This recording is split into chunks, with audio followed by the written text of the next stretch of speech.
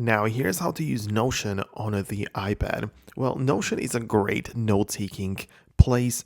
It's a great app, but you should know, for example, that the app is obviously better than the Safari web page because obviously you can look up Notion from the Safari, but 100% get the app. And once you get inside of the app, essentially you have this left panel view because it's a little bit different user interface from the iPhone, right? Where at the bottom on the iPhone you have the tab bar, and it just looks completely different in here where you have the home and search and stuff. You don't really have that in here because the home section on the iPad is located on the left panel. And in here, the same principles of Notion note taking applies right here. So the nested files and pages is really important as a concept. Obviously on the left panel, you can open up like this and just go below and below, so this is how you can get into your stuff. So this is how it works. And the right side right here is for the actual notes where, you can just bring in all of the elements and type stuff in, and that's how it works. Also, in order to just hide this panel on the left side, use this button right here and you have a clean page of just note taking. So this is how the main organization in here works.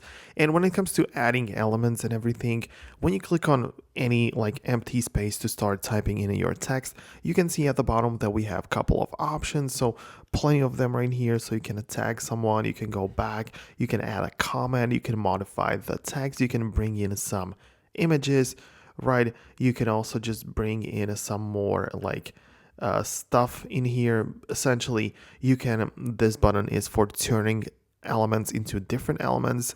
This plus button is for creating or adding new elements, which is, let's be real, this is one of the best things about Notion because you can bring in titles, to-do lists, interactive stuff like quotes, or even other files, table views, many different things, and even third-party integrations are available right here, so it's pretty cool.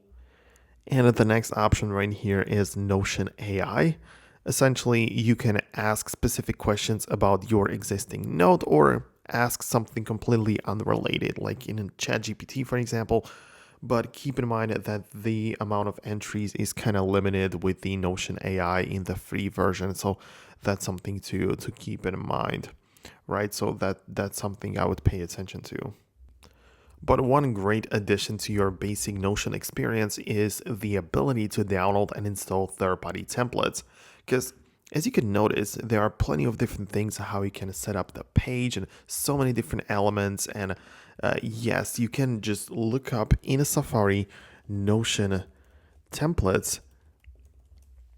And in the official page right here from Notion, they literally have a marketplace of all of the Notion templates that the other people have created. So you have even categories of habit tracking, personal goals, productivity, and many different things. Some of them are paid, some of them are free, as you can see right here, but it's very useful. You can easily just grab some sort of habit tracker like this one. I don't know, this one is gamified habit tracker.